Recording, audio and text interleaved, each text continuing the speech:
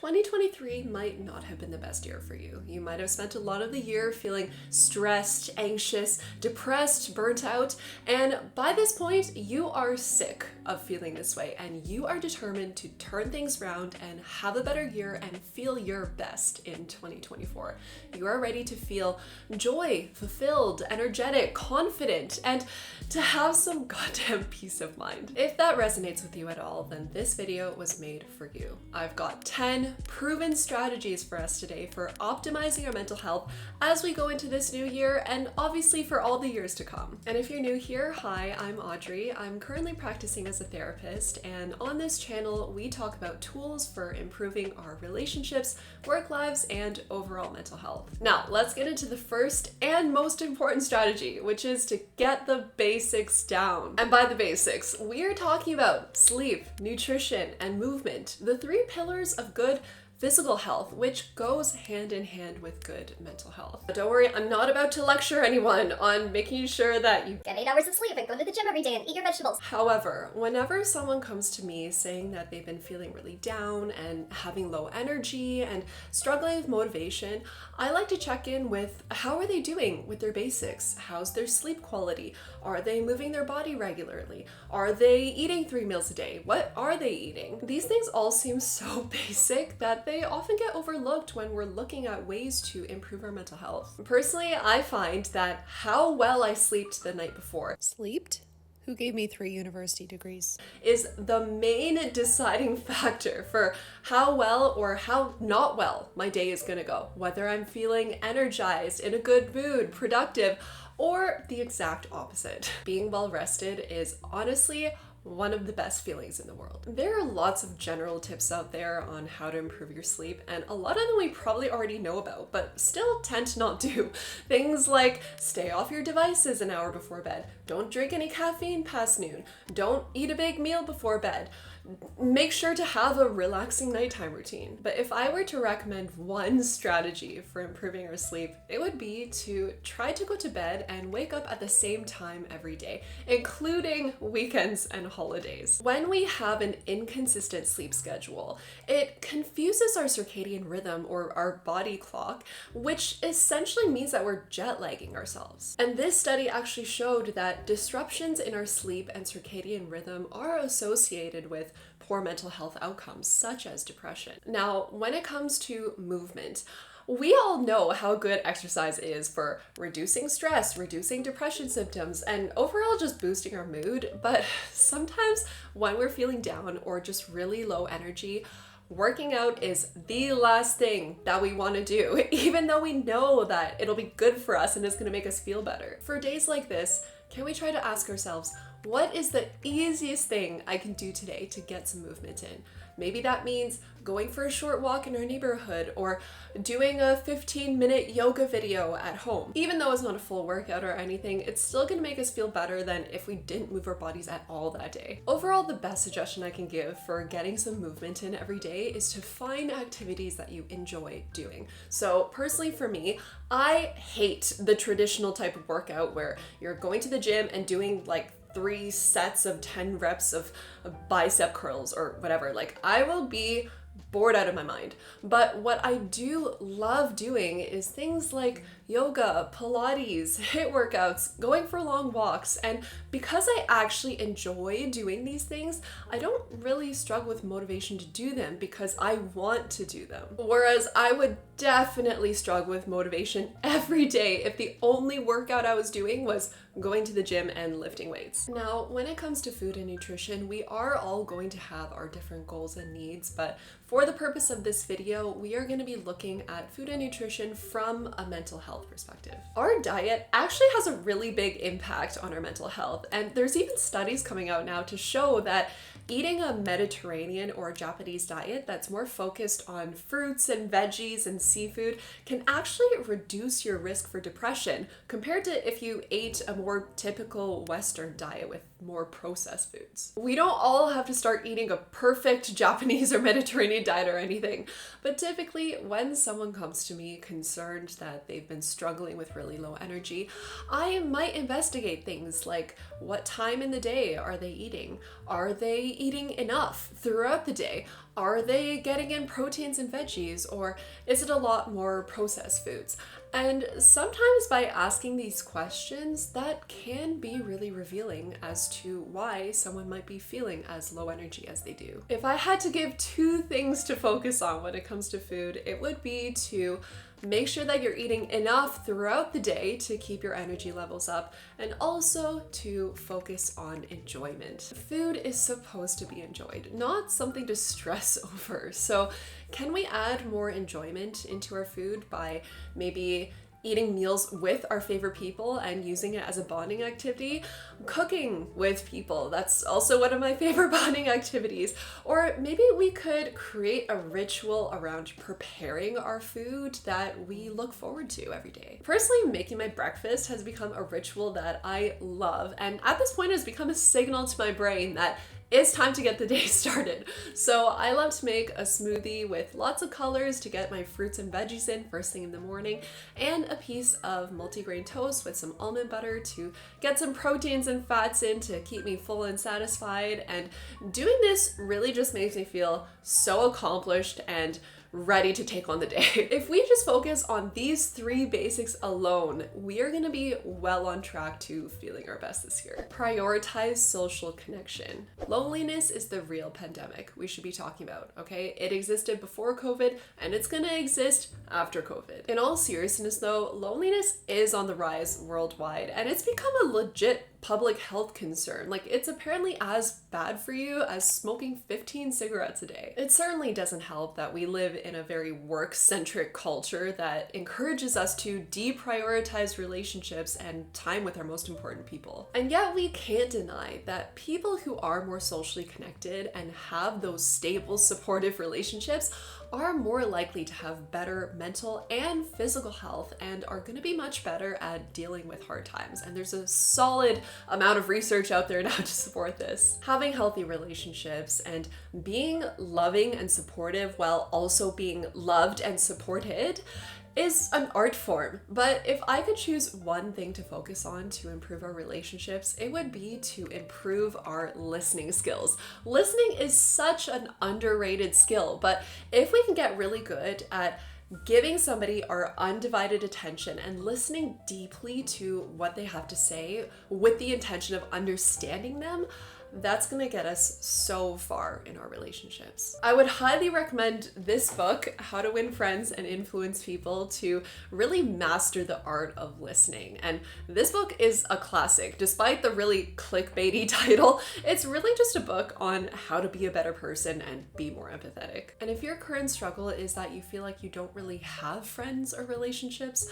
I did make a video on how to make friends as an adult, which I feel like is one of those things that none of us were really prepared for when we became adults, but I made sure to include strategies for making and keeping friends in this video, so I think it would be helpful for you, and I'll link it somewhere on the screen. The next strategy is a juicy one. Set boundaries with toxic people. As important as it is to invest time into our relationships, it's also equally as important to make sure that we're investing time in the right relationships. We all have negative or toxic people in our lives, whether that's a coworker or a family member or a friend. In fact, as we're talking about this right now, someone is probably coming to mind for you. We probably can't avoid negative people altogether, but what we can do is control how much space these people take up in our lives by setting certain clear boundaries and parameters with our time and our energy. For example, let's say that we have a friend who tends to only reach out to us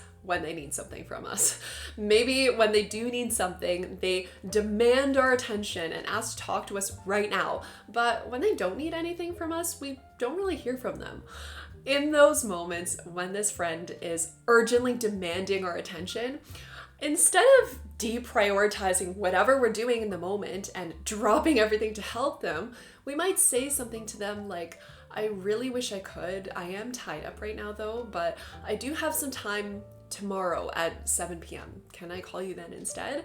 And that way you're also giving this friend some time, and maybe they'll figure out whatever issue they're having on their own by the time that tomorrow at 7 p.m. comes around, and then they're not going to need you by then anyway. The key is to send a subtle message to our friend, and even more importantly to ourselves, that we are not available at all times for this person, and we are not going to deprioritize ourselves for the sake of whatever this person needs in the moment. In general, if someone has a request for us or has invited us to something that we simply don't want to go to or don't have the capacity to go to, here are some very useful phrases that we should all be adopting into our everyday vocabulary in 2024 to gently tell this person no. Thanks for inviting me. Let me get back to you. I'm not able to do that right now. That's not really my thing. I wish I could. Not right now, maybe another time. But in other situations where we can't completely avoid the person and we do have to be somewhat civil with them, maybe it's someone we work with or a family member that we have to see at family gatherings every now and then, whoever they are, we just get a sense that this person has a really negative energy. Maybe they complain a lot, or they're really gossipy, or they're overly competitive and are trying to always one-up you. With these people, I like to adopt what I like to call the talking to a wall method. This is going to involve engaging with this person only the bare minimum amount needed to not come off as a complete jerk. So we are going to be sticking to only responding with, oh, or just not responding at all. The key here is to come off as so boring that the other person is gonna feel like they're talking to a wall, and they're gonna learn that you are not going to engage with them. You are not going to give them the reaction that they're trying to get out of you. And they're going to think that you're so boring to talk to. And so they're not going to want to talk to you, and they're going to leave you alone. Also this year, please don't forget that no is a full sentence. There doesn't need to be a no because XYZ justification for us saying no. If we simply don't want to do something that's being asked of us, we don't have to explain ourselves. No matter how much somebody is being pushy or guilt tripping us, we can simply just continue to repeat ourselves no until the other person gets the message. Learn to breathe properly. Turns out breathing is not only important for keeping us alive, it's also important for regulating our nervous system. In the past few years, I've noticed that when I get really stressed, I sometimes hold my breath, or sometimes my breath gets stuck in my throat. Before I noticed I was doing this, I gave no thought to my breathing. Why would I? My body breathes on its own without me having to think about it. It wasn't until I took up meditation a few years ago, because I was going through a really stressful time, that I realized that I had been breathing wrong my whole life, and that for the most part, I had been breathing from my throat when we should be breathing from our diaphragm to the bottom of our ribs, and inhaling through the nose and exhaling through the mouth. I first took on meditation because I thought it was supposed to help you de-stress in the moment when you're meditating. I was not prepared for how life-changing meditation would be even when you're not meditating, when you're just going about your everyday life. Since I started meditating, whenever I encountered a stressful situation or could feel myself getting a bit anxious or frustrated, I was able to become aware that I was tensing up and that my breathing was getting really shallow. And then with that awareness, because I had been practicing my breathing in meditation in moments when I wasn't stressed, I was able to gain back control of my breathing in moments when I was stressed and literally breathe through it. It was like I had unlocked this built-in tool that gave me immediate stress relief. And this isn't just anecdotal. There's actually a lot of research out there now to show that diaphragmatic breathing, so this slow, steady, and controlled breathing through our nose to our diaphragm, can actually have a lot of benefits for both our mental and physical health. And this study showed that it can significantly reduce negative affect, which affect is just a fancy word for saying emotions, reduce cortisol levels. Cortisol is our stress hormone, and improve our sustained attention, which I think most of us could do with some work on our attention spans. Personally, I used Headspace to get into meditation, and I still use it. I have been for years. And what I like about it is that it makes meditation easy and fluff-free. The fluff-free part is very important for me, and I've recommended it to a lot of people. And I'm not being sponsored to say this. I don't think Headspace would be sponsoring a channel as small as mine. Challenge your thoughts. From the time we wake up to the time we go to bed, we tell ourselves the worst possible shit ever. Like really mean things like, oh, you're definitely not going to be able to do that. You are such an idiot. How could you make such a stupid mistake? Oh, you don't deserve that. That's too good for you. If this was an actual person saying these things to you, you would avoid them at all costs. So why is it okay for you to be talking to yourself that way? Negative self-talk plays a big role in a lot of our issues, from things like anxiety and feelings of depression to low self-esteem and self-worth. And a big part of overcoming these issues is managing that negative voice so that it's no longer running our lives. Just because we have a critical thought about ourselves doesn't mean it's true, and we don't have to be stuck with this negative inner voice. We can change the way that we talk to ourselves. A trick that I find really helpful for managing those negative self-critical thoughts is to give that inner critical voice a name. Mine is named Jenna, and because Jenna has her own name and has been personified, it's much easier to view her and her voice as separate from me. And then with this space between our inner critical voice and ourselves, it's going to make it much easier for us to view those thoughts as coming from outside of ourselves and see those thoughts for what they really are, just thoughts, not a universal truth. This space also allows us to challenge those negative critical thoughts. Like, is that really true, Jenna? What evidence do you have to prove that I am going to be bad at that new thing that I want to try? What if I'm not actually bad at it? What if I'm pretty decent at it? Another really effective way to gain control of that negative voice is through journaling, which is our next strategy. There's a good amount of research out there now to show how many benefits journaling has for our mental and physical health. Things like reducing anxiety, reducing depression symptoms, managing stress, encouraging self-awareness, breaking rumination cycles, and even things like lowering our blood pressure. As a therapist, I get to see these benefits of journaling in action and see how helpful journaling can be for the people that I work with. But also, as someone who has been journaling consistently for almost 4 years now, I have been able to experience firsthand how life-changing having a consistent journaling habit can be. Journaling has become my go-to coping strategy whenever I'm just not having the best time. If I'm having some difficult emotions, journaling about them can help me to process through them.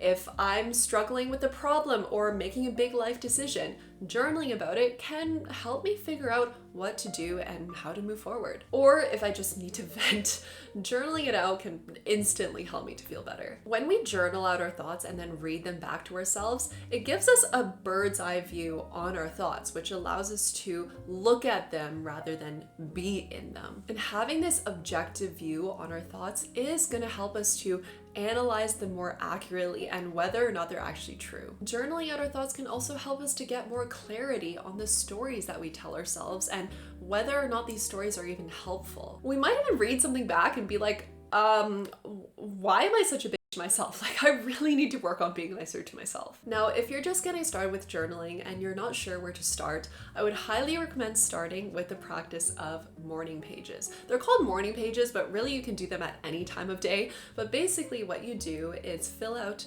3 pages with just stream of consciousness writing. Whatever thoughts are going on in your mind, just empty them out on the page. We're not worrying about spelling or grammar or punctuation. This is just for us, not for anyone else to read back. You can journal in a physical notebook or a notes app, or there's journaling apps out there. I've heard that Day One is a good one, and I kind of want to try it this year. But right now, I'm still using the same Notion template that I made like 4 years ago, and it's still working for me. One of the coolest things I find about journaling is that as you accumulate more journal entries over time, you kind of create this time capsule capsule. And it's so cool to be able to go back to any journal entry and kind of time travel back to that day and what was going on and what you were thinking and feeling that day. And doing that alone can give us a lot of perspective on just how far we've come. Get to know yourself. If you've been feeling lost, burnt out, struggling with a big life decision, or just not knowing what to do with your life, then you're gonna get a lot out of these 2 exercises that I'm about to share with you. Both of these exercises are meant to help you to get to know yourself better, and as a result, that should help you point you in the right direction. The first exercise is what I like to call the 1-year vision exercise. So for this exercise, you are going to think about and write down ideally where you would like to be 1 year from now in the following areas of your life. So work/career, romantic life, friends, family. So this is going to include your immediate family or any kids or whether you want kids in a year, and pets, finances, housing, health and wellness, and hobbies and leisure. Now, as we're doing this exercise, let's try to not overthink it and limit ourselves for where we could possibly be in 1 year. We want to be realistic, but also we want to let ourselves dream a little bit and let our preferences and needs and hopes and dreams come through in our 1-year vision. Our vision should not be driven by what we think we should do, maybe based on society's expectations or where we've already been. The second exercise is a values exercise to help you figure out what are your top 5 values in life. I'm not going to apologize for bringing this up again because it really cannot be overemphasized how incredibly powerful it can be to know exactly what 5 values you stand for and want to live by. When we are aware of exactly what our values are, we can check in with ourselves about whether or not we are living by these values in our day-to-day life. And if we find out that we're not, that gives us a very likely answer as to why we might have been feeling misaligned or unfulfilled or maybe even burnt out lately. And then from there, we can make the changes to realign our life back in line with our values. So for example, let's say that we do this exercise and figure out that one of our top values is freedom.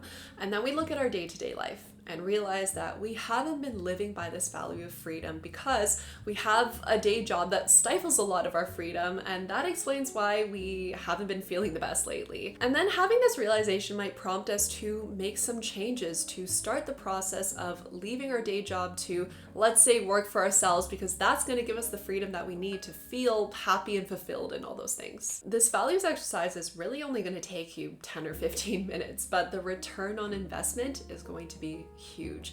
And I do have a values exercise in a Notion template. If you're interested in checking it out, I'll leave it in the description below. If you have a free weekend to yourself coming up, then this is going to be the perfect opportunity for you to do these 2 exercises. And doing them right at the beginning of the year is going to help us get started on the right foot and keep us going in the right direction towards building that life that we could have. Challenge yourself. Now, for some of us, after doing that 1-year exercise, we might feel some doubt about whether or not we'll actually be able to achieve or do some of those things, whether that's to start a business, change career paths, become a personal trainer or a content creator, or put ourselves out there more socially. But this year, we are not going to let that happen, okay? We are not going to let self-doubt run our lives in 2024. The hard truth is that the only way to make that doubt feeling go away is to do the very thing we're doubting whether we'll be able to do. We're not going to wake up one day magically confident enough to do the thing and then we do the thing. That's not how confidence works. Confidence works by we do the thing first and then we become confident by virtue of the fact that we're doing the thing. Confidence is built by doing. And yes, this is going to be a challenge, but it is exactly through this challenging ourselves that we are going to prove to ourselves that we can do it. So to get started, let's identify what is a doable yet still challenging first step that we can take by January 31st, 2024. Maybe that's to build a website for your business or research what you need to do to make that career change.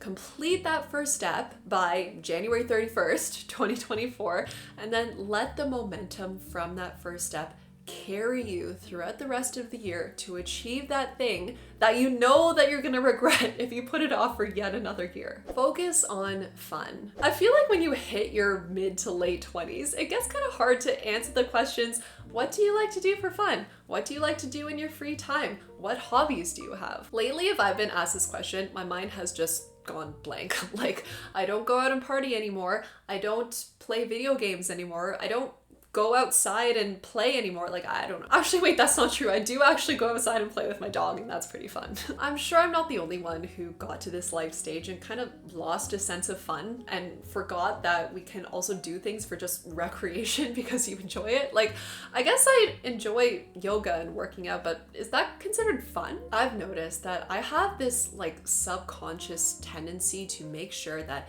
everything I do serves some sort of purpose or achieves some sort of goal, whether that's for my health or my career. And I did not even realize that I was running my life this way, basically for the sake of productivity. For those of us who also struggle with feeling like we should be doing something productive all the time, because I know I'm not the only one who struggles with this, I think we can all benefit this year from just letting ourselves chill and have more fun. It might be helpful to make a list of things I used to do for fun, or things or activities or hobbies I've been meaning to try. And once we have this list, let's all pick something off this list this year and just do it for fun. Personally, I used to be really into kickboxing like 4 or 5 years ago.